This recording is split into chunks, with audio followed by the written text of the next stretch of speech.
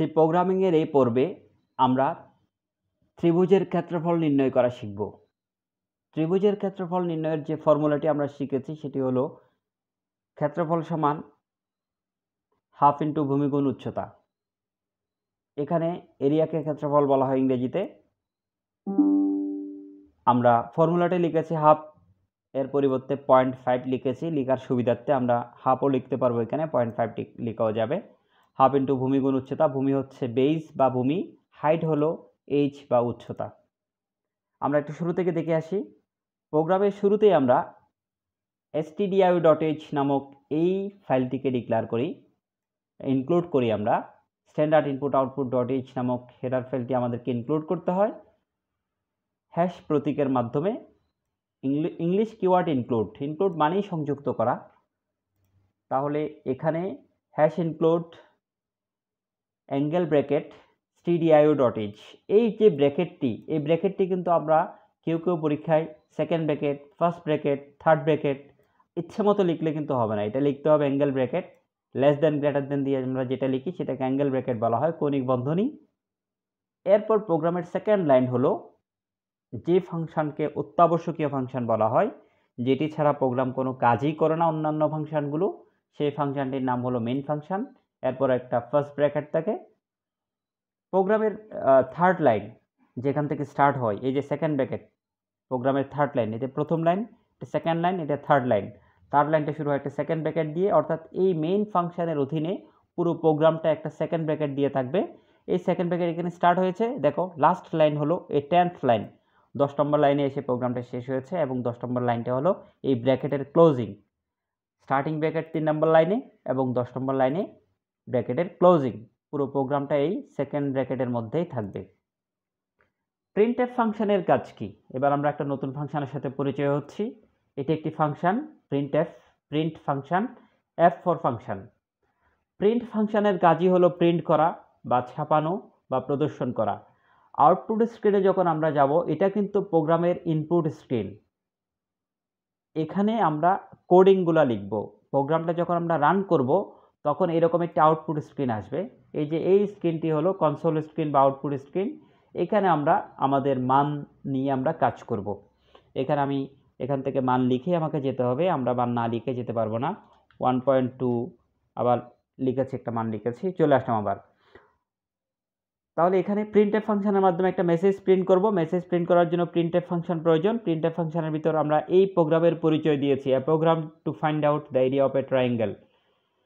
এটি না লিখলেও কোনো সমস্যা নাই, শুধু প্রোগ্রামের পরিচয় দেওয়ার জন্য আমরা এটা লিখেছি। এই লাইনটা ইনফ্যাক্ট এখানে না লিখে আমরা বরং চাইলে এখানে ভেরিয়েবল ডিক্লারেশনের পরে লিখতে পারি, এখানে লেখাটাই বেটার।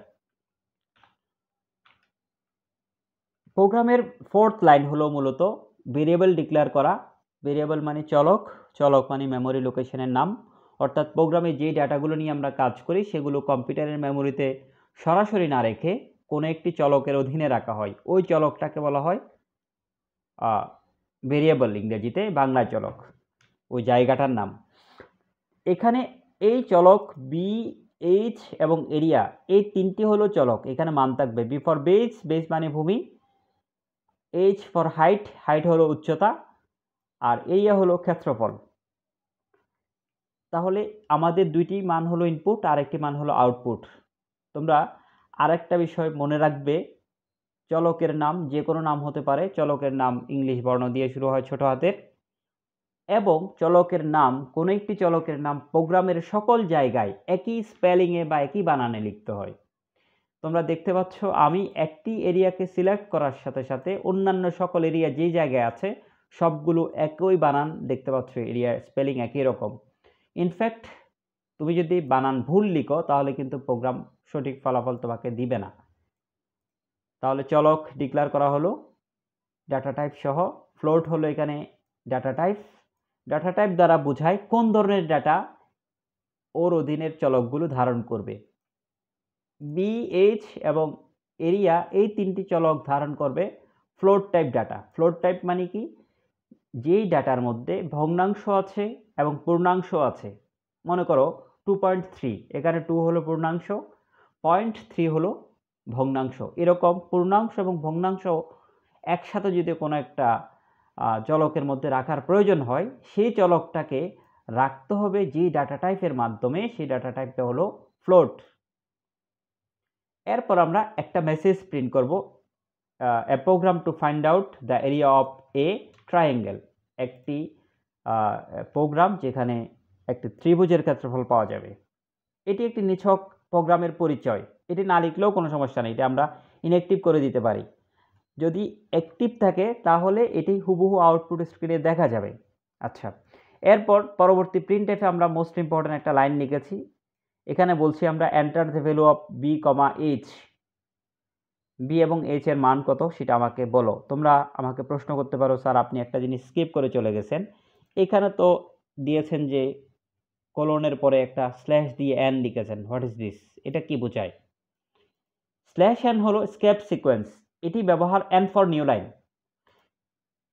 স্কেপ সিকোয়েন্স দ্বারা বোঝায় একটা লাইন থেকে আরেকটা লাইন যেন আলাদা থাকে, সেজন্য এই ফার্স্ট প্রিন্টএফ এবং সেকেন্ড প্রিন্টএফের মাঝখানে যেন স্পেস থাকে, দুটো আলাদা লাইনে প্রদর্শিত হয়, একই লাইনে প্রদর্শিত না হয়ে ভিন্ন লাইনে দেখায়। এখানে যেরকম ভিন্ন লাইনে দেখাচ্ছে, আউটপুট স্ক্রিনেও যেন ভিন্ন লাইনে প্রদর্শিত হয়, সেজন্য আমরা এই স্কেপ সিকোয়েন্স স্ল্যাশ এন ব্যবহার করি। এটা সম্পর্কে আমরা নেক্সট আরও জানব। এখানে লিখেছি enter the value of B comma H, অর্থাৎ বি এবং এইচ এর মান কত সেটি প্রোগ্রাম আমাকে জিজ্ঞেস করবে এই লাইনের মাধ্যমে, এটি হুবহু আউটপুট স্ক্রিনে দেখা যাবে। এরপর স্ক্যানএফ ফাংশন আমরা নিয়ে আসছি। স্ক্যানএফ ফাংশনের কাজ হলো ডাটা ইনপুট করা।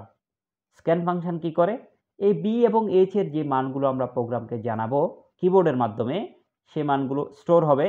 একটা স্টোর হবে অ্যাড্রেস অফ এ নামক লোকেশনে, আরেকটা হবে অ্যাড্রেস অফ বি নামক লোকেশনে। এই অ্যান্ড চিহ্ন এখানে তোমরা দেখতে পাচ্ছ, দুইটি অ্যান্ড চিহ্ন। এই অ্যান্ড চিহ্ন এটিকে পড়া হয় অ্যাড্রেস অফ বি অর্থাৎ বেস বা ভূমি, অ্যাড্রেস অফ এইচ অর্থাৎ হাইট, স্ক্যানএফ ফাংশনের মাধ্যমে। আর এই জায়গায় দুটো %f তোমরা দেখতে পাচ্ছ, এগুলোকে বলা হয় ফরম্যাট স্পেসিফায়ার। ফরম্যাট স্পেসিফায়ার হলো ফরম্যাটেড ইনপুটের মানকে শনাক্তকরণ করার জন্য ব্যবহৃত হয়। সংক্ষেপে আমরা বলছি যে এই ফ্লোট ডাটা টাইপের মানকে সে শনাক্ত করতে পারে %f দিয়ে। এই ফ্লোটের অধীনে যেমন বি এবং এইচ দুটো চলক আছে, এখানেও এই দুটো চলক ব্যবহৃত হয়েছে, address of B, address of H.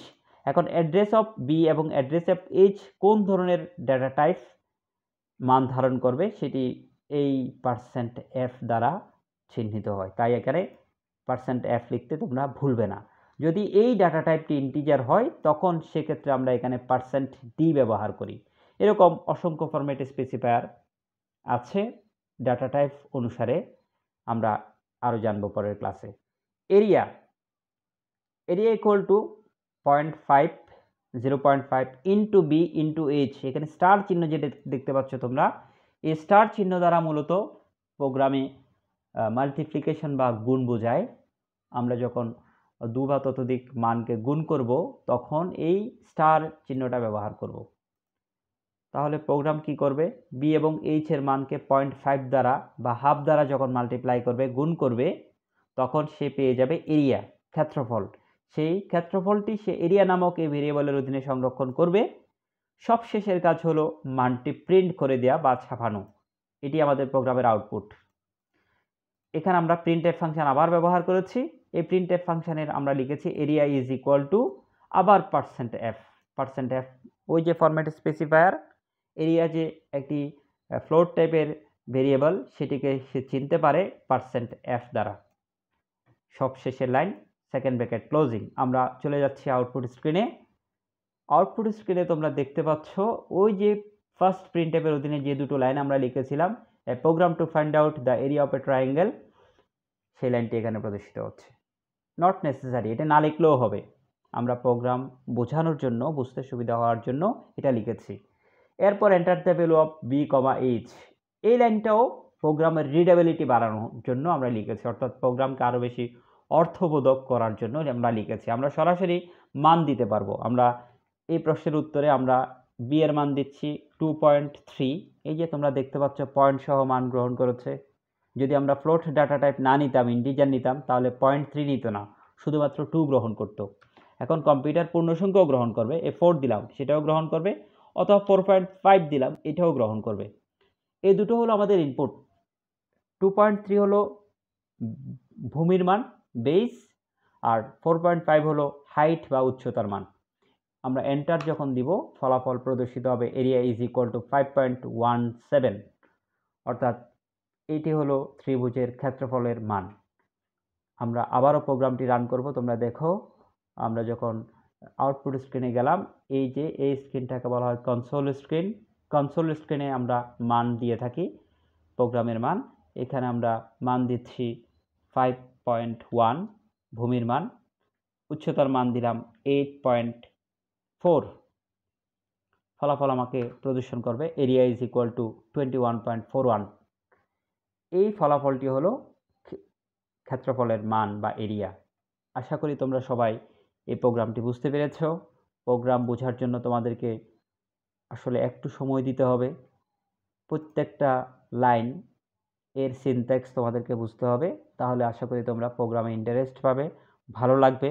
ভবিষ্যতে প্রোগ্রামিং শিখে কিন্তু তোমরা অনেক বড় সফটওয়্যার ইঞ্জিনিয়ার হতে পারো, অনেক প্রোগ্রামিং কোড তোমরা লিখতে পারবে, সফটওয়্যার তৈরি করতে পারবে। তাই সকল প্রোগ্রামের আগে শিখতে হয় সি প্রোগ্রাম। এই সি প্রোগ্রামের সামান্য কিছু জ্ঞান তোমাদেরকে এইচএসসি আইসিটি প্রোগ্রামিং চ্যাপ্টারে দেওয়া হয়েছে। আশা করি তোমরা সবাই এই প্রোগ্রামটি বুঝতে পেরেছ। এই পর্বে অংশগ্রহণ করার জন্য তোমাদের সবাইকে আবারও ধন্যবাদ জানিয়ে ক্লাসটি এখানেই শেষ করছি।